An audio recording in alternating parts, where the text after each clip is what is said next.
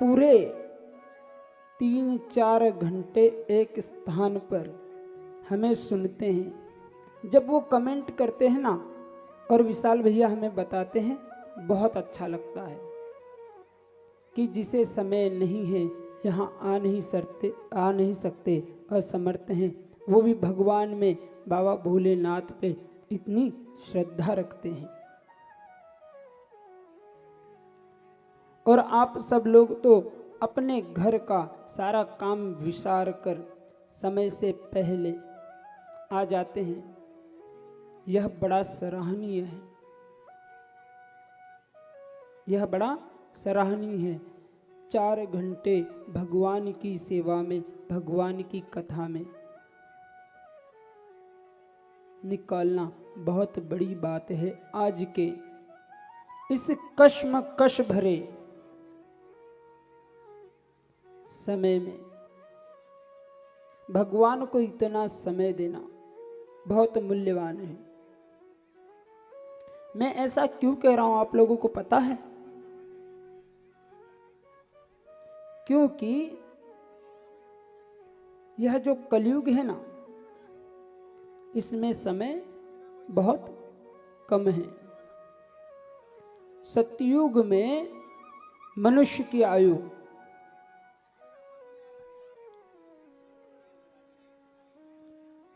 10 लाख वर्ष होती थी। कितनी? सतयुग में मनुष्य की आयु 10 लाख वर्ष होती थी। हम वेद पुराणों में, शास्त्रों में पढ़ते हैं ना। यह आपको एक बहुत महत्व की बात आज आखिरी दिन बताकर जा रहा हूं कि सतयुग में मनुष्य की उम्र 10 लाख वर्ष होती थी, और वो 10 लाख वर्ष जीने के बाद भी उसकी इच्छा होती थी, तब उसकी मृत्यु होती थी। त्रेता युग में 1 लाख वर्ष मनुष्य की आयु होती थी। 1 लाख वर्ष।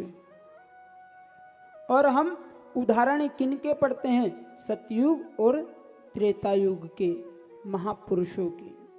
अगर उन्होंने सतयुग में 10 वर्ष में से 1 लाख वर्ष तपस्या कर ली तो कोई बड़ी भारी बात नहीं है, क्योंकि उनके पास फिर भी 9 लाख वर्ष होते थे। अगर त्रेता में 1 लाख वर्ष में से अगर 10,000 वर्ष तपस्या कर ली तो कोई बड़ी भारी बात नहीं होती थी।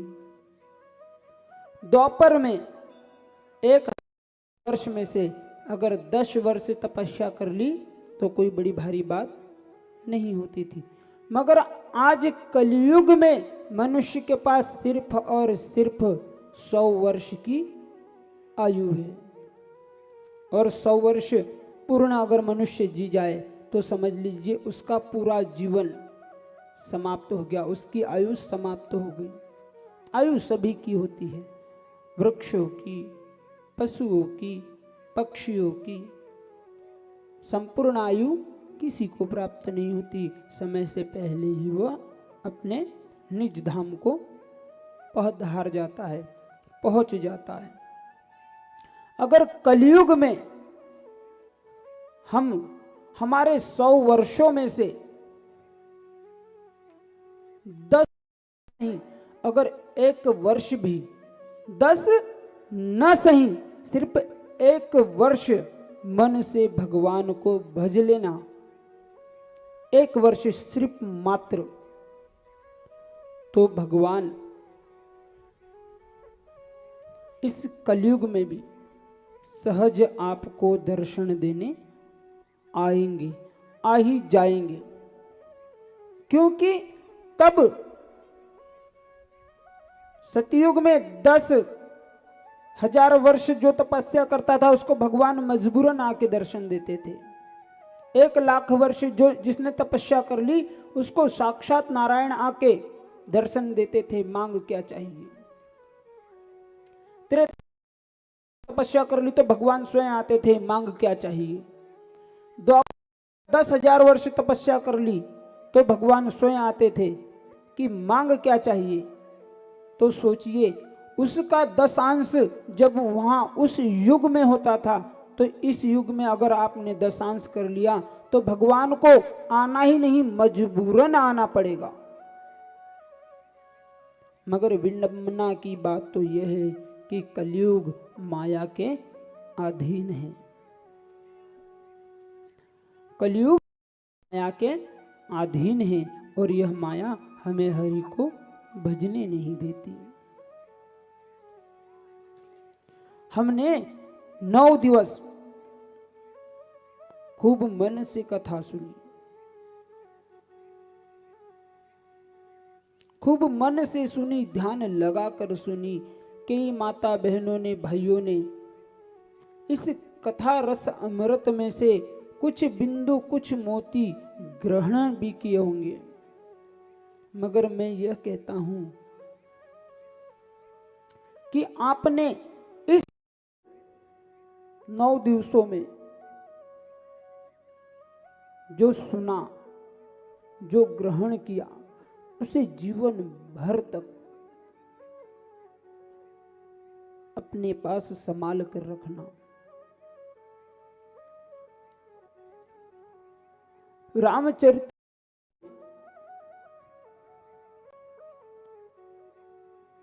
कई चौपाइयां हैं, मगर मैं कहता हूं कि आपको पूरे रामचरितमानस की चौपाइयां याद करने की आवश्यकता नहीं है। आप सिर्फ और सिर्फ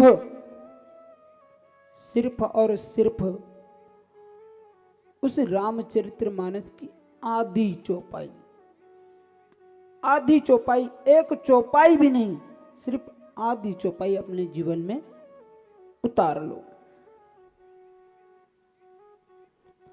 जो सबरी को भगवान कहते हैं, राम जी 9धा भक्ति, प्रथम भक्ति संतन कर संगा।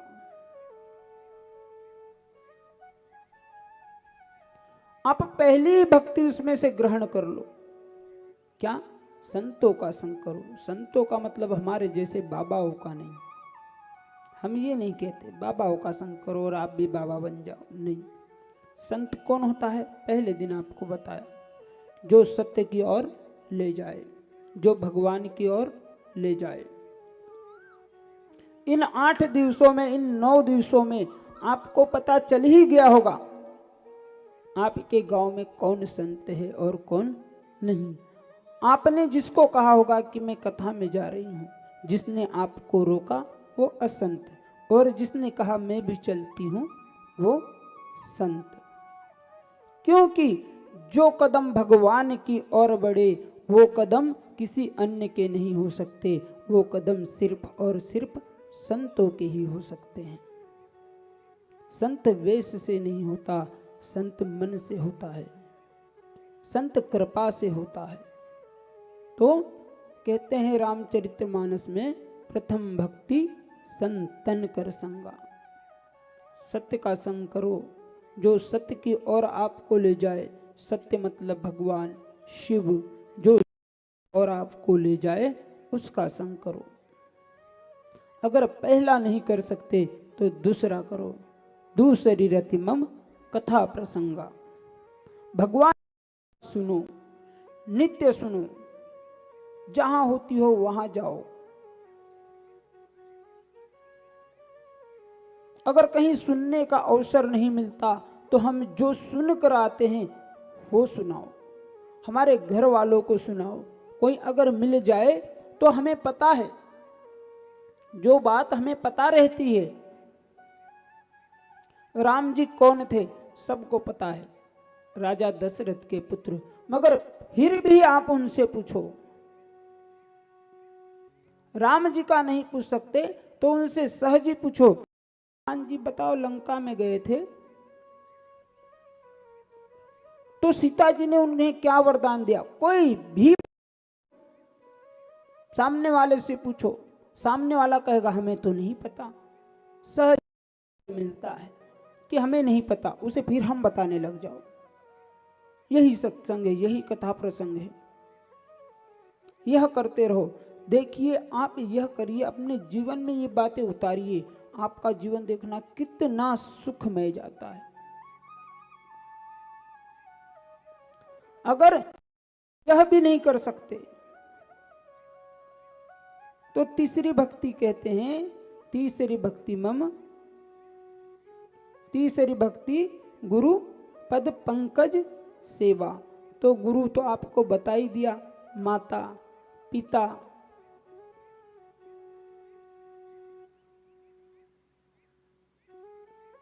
माताओं के लिए उनके पति, ये गुरु हैं, उनकी सेवा करो। यह भी एक भक्ति है, बहुत बड़ी भक्ति है। भगवान के मंदिर में जाकर आप नित्य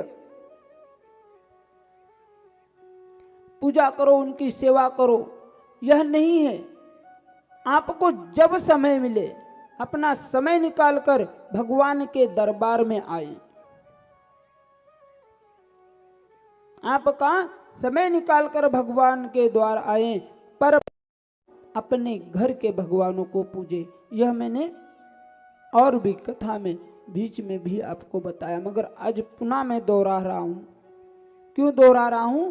कि शायद आप लोगों से इस 9 दिवस के सत्संग प्रसंग में आपसे ये मोती छूट गए हूं जो आपको ग्रहण करना है। हम चातक हैं, हम हंस हैं। हंसों के साथ बैठकर हम सब हंस ही कहलाते हैं, और हंस का कार्य क्या है? सिर्फ और सिर्फ मोती चुगना। इसलिए मैं ये मोती आपको चुगा रहा हूं, बता रहा हूं कि मोती क्या होते हैं।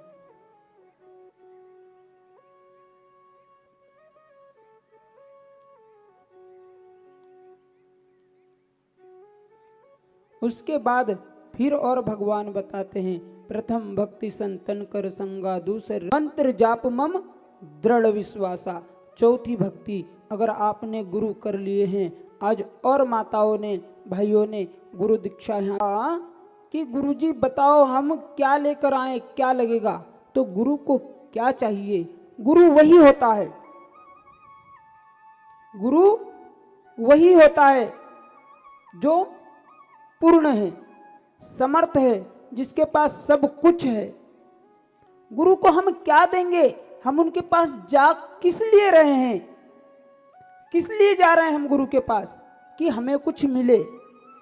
और जिसके यहाँ सरकार हम मांगने जाते हैं ना, जिसके यहाँ हम कुछ लेने जाते हैं ना, उसे देने की बात कभी नहीं। जिसके यहाँ यदि हम कुछ लेने जा रहे हो, उसे देने की बात कभी नहीं करना कि आपको क्या चाहिए। सामने वाला क्या कहेगा आपको कि जब तू मुझे देने ही आया है तो दे जा, लेके क्या जाएगा? क्योंकि जहां हम देने जाते हैं वहां से लाने की इच्छा कभी नहीं रखनी चाहिए। हम मंदिर में जाते हैं, किसी अन्य धार्मिक स्थल पे जाते हैं, किसी संस्था पे जाते हैं। बहुत सी संस्थाएं हैं जहां पर गरीब बच्चे, अनाथ बच्चे, वृद्धाश्रम, शूरों के आश्रम, ऐसी कोई जगह पे जाते हैं, ट्रस्टों में जाते हैं, तो वहाँ हम देने जाते हैं, दान देने जाते हैं, तो वहाँ से लेकर आने की इच्छा कभी नहीं रख सकते, क्योंकि जहाँ हम देंगे वहाँ से लेना नहीं चाहिए। और हम लेने जाते हैं, गुरु को दे नहीं सकते। गुरु को तो सिर्फ और सिर्फ खुद को समर्पण कर दो।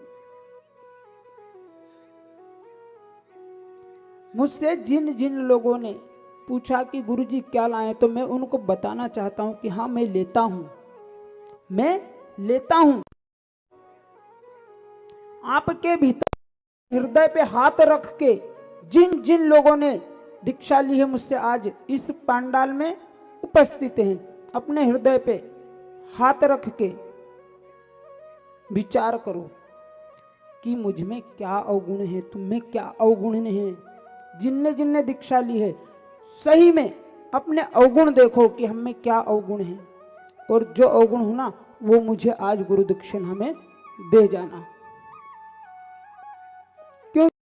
पुत्रों का भार उठाने का कार्य सिर्फ और सिर्फ पिता का होता है, और जिसने दीक्षा ली है गुरु से वो गुरु के पुत्र होते हैं। तो तुम्हारा भार हमें दे जाओ, आप स्वच्छंद होकर हरि का भजन करो बस। मगर ये नहीं आज आपने भार दे गए फिर कल भार लेकर आ गए। एक बार सिर्फ, बार बार नहीं, यही गुरु दक्षिणा होती है मेरे लिए।